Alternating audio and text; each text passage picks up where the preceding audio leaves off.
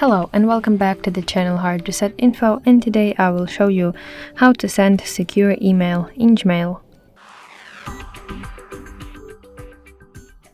So firstly we need to open a Gmail application on our device and then click Compose button to start the new email, and then to send secure email you want to click three-dot button in your upper right corner, and now you need to tap confidential mode, and here you need to set expiration date of your email, so it could be 1 day, 1 week, 1 month, 3 months or 5 years, and then click done button.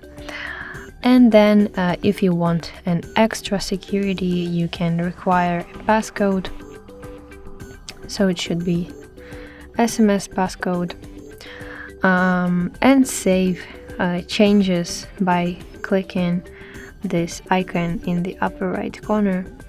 And now you see that content of my email will expire at April 18th of 2025.